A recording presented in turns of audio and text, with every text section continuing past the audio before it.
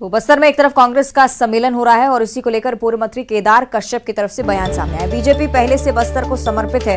केदार कश्यप की तरफ से कहा गया कांग्रेस पहली बार संभागीय सम्मेलन यहां पर कर रही है। कांग्रेस को संभागीय सम्मेलन से नहीं फायदा होगा, ये उनका दावा है।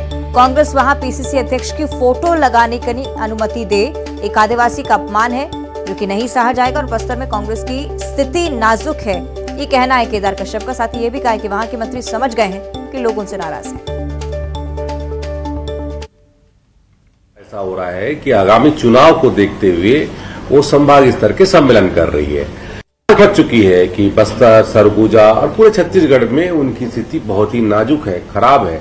नेताओं से आग्रह है, मुख्यमंत्री जी से निवेदन है कि संभागीय सम्मेलन में कम से कम पीसीसी के अध्यक्ष के फोटो लगाने की अनुमति वहां के कार्यकर्ताओं को अवश्य देंगे। वहां के फोटो निकाल करके उनका अपमान नहीं करेंगे। एक आदिवासी का अपमान बहुत सह लिया है, आप ऐसा अपमान फिर से नहीं होना चाहिए। मैं मुख्यमंत्री जी से निवेदन, मैंने पहले कहा था कि बस्तर में और ट्राइबल क्षेत्रों में और पूरे छत्तीसगढ़ में कांग्रेस की स्थिति बहुत ही नाजुक होती जा रही है।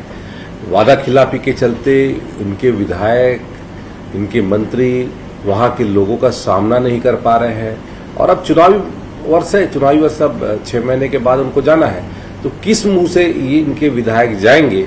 इसी के चलते अभी संभागीय सम्मेलन बना करके अब किस मुद्दे को लेकर के ये लोगों को झूठ बोलेंगे, ये वहां पर वो रणनीति बनाएंगे।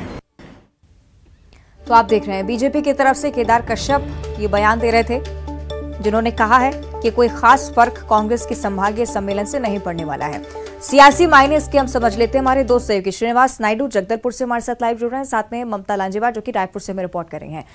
ममता, सबसे पहले मैं आपकी ओर करना चाहूंगी क्योंकि सियासी मायनों पर हम बात कर रहे हैं। अभी हमने केदार कश्यप को भी सुना, कह रहे हैं कि कोई खास फर्क नहीं पड़ेगा संभागीय सम्मेलन से, कांग्रेस की स्थिति नाजुक है। यानी कि बीजेपी को लगातार ये बात खटक रही है कि बस्तर पर लगातार फोकस, क्योंकि पहले भरोसे का सम्मेलन भी यहीं पर था।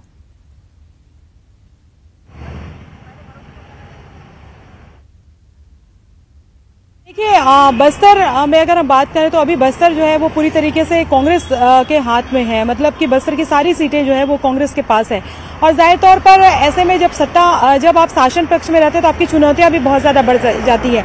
कुमारी शैलजा आई हुई है और उनके साथ में मुख्यमंत्री भूपेश बघेल भी यहाँ पर 11:30 बजे आएंगे। कुमारी शैलजा पहुंच चुकी है वहां पर, कल शाम को ही वहां पर पहुंची थी और लगातार उस पर मंथन होगा आज के किस तरीके से जो बस्तर की जो सीटें हैं वापस वही इतिहास दोहराया जाए जो पिछली बार दोहराया गया था। अब इसी को लेकर अगर हम बात करें तो बीजेपी के भी दौरे लगातार जो है वो बस्तर पर हो रहे हैं। ओम माथुर जो बीजेपी के प्रदेश प्रभारी है वो लगातार बस्तर के दौरे कर रहे हैं और ओम माथुर का ऐसा दावा है कि बस्तर जो है वो इस बार बीजेपी के हाथ में होगी।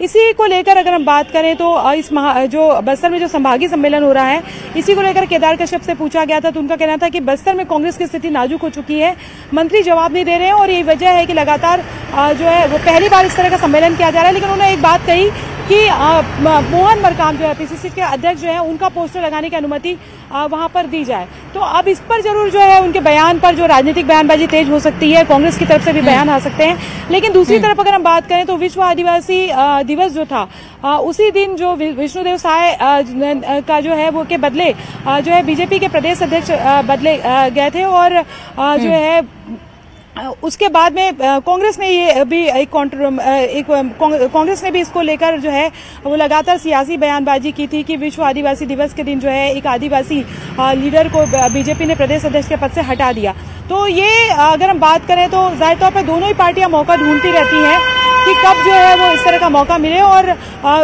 कोशिश ये की जाए कि आपसी गुटबाजी है पार्टी के भीतर, इस तरह का जो है इस तरह की चीजें जो है वो सामने किस तरीके से कही जाए। हालांकि कांग्रेस और बीजेपी दोनों ही इनकार करते रहे हैं कि उनके भीतर में कोई गुटबाजी नहीं है, लेकिन ये जरूर है कि केदार कश्यप का जो बयान है उसके बाद जो है एक तरह से क्या है कि सियासी बयानबाजी और बढ़ेगी।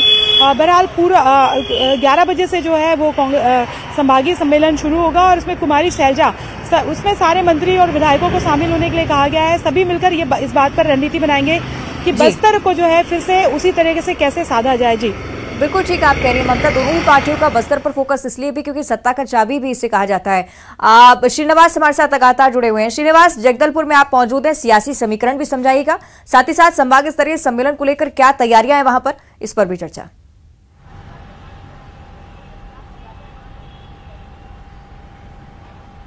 देखिए, मिशन बस्तर को लेकर दोनों दल काफ़ी सक्रिय है। बात करें तो कुछ समय पहले कांग्रेस का भरोसे का सम्मेलन का संकनाद किया गया था। अब उसके बाद कांग्रेस का संभागीय सम्मेलन जगदलपुर में आयोजन किया जा रहा है। इस सम्मेलन में प्रदेश के मुख्यमंत्री तो रहेंगे, साथ ही उनके साथ प्रदेश प्रभारी जो तमाम विधायक, मंत्री और जो संगठन के नेता वो पहुंचे हैं। बात करें तो कल दोपहर ही प्रदेश प्रभारी शैलजा पहुंच चुकी है। उनके साथ पीसीसी अध्यक्ष मोहन मरकाम भी मौजूद है, बस्तर सांसद है, तमाम जो बस्तर के 12 विधायक है वो भी साथ में हैं, खुद कवासी मंत्री कवासी लखमा भी मौजूद है। बात करें तो संगठन के जो तमाम नेता जैसे सह प्रभारी है विजय जांगड़े जी है, सप्तगिरी उल्का जी है, ये तमाम जो नेता है ये कल से ही डेरा जमाए हुए हैं बस्तर में। और तैयारी की बात करें तो तैयारी पूरी हो चुकी है। अब से कुछ देर बाद ही संभागीय सम्मेलन की शुरुआत की जाएगी। दोपहर 12 बजे के आसपास प्रदेश के मुख्यमंत्री भूपेश बघेल पहुंचेंगे सभा स्थल में और कार्यक्रम को संबोधित करेंगे। साथ ही जो कार्यकर्ता है, जो सातों जिलों के अध्यक्ष है, उनके साथ ही चर्चा होगी और जो बूथ के कार्यकर्ता है उनको चुनावी टिप्स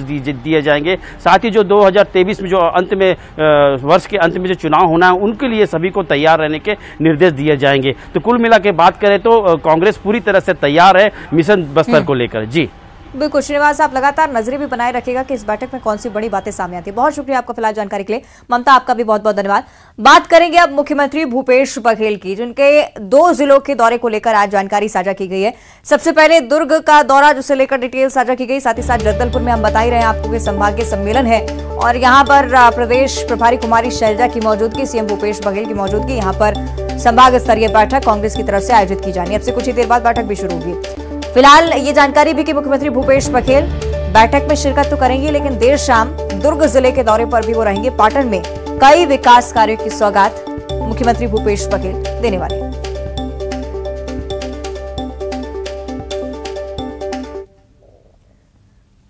और साथ ही पीएम मोदी के दौरे को लेकर एक और बड़ी जानकारी, 7 अगस्त को भिलाई आ सकते हैं प्रधानमंत्री नरेंद्र मोदी। पीएम मोदी के भिलाई दौरे का कार्यक्रम लगभग तय माना जा रहा है।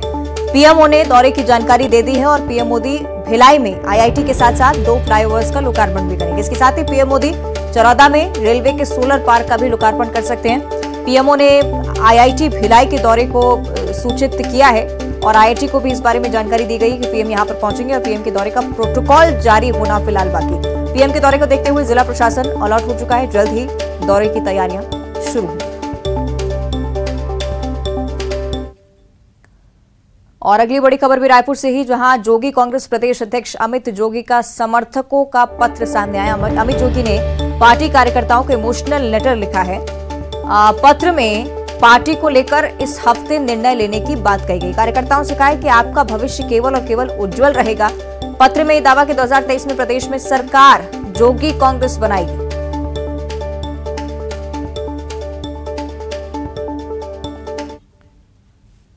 और अब रायगढ़ की हम चर्चा करेंगे, जहां पर राष्ट्रीय रामायण महोत्सव लगातार जारी है। आज इस महोत्सव का दूसरा दिन है। महोत्सव के दूसरे दिन 8 राज्यों के रामायण दल अपनी प्रस्तुति देने वाले हैं। झारखंड, महाराष्ट्र, मध्य प्रदेश, असम, उड़ीसा, अलग अलग राज्यों से आई मंडलियां आज प्रस्तुति देंगी। रंगारंग कार्यक्रम यानी कि जारी रहेंगे।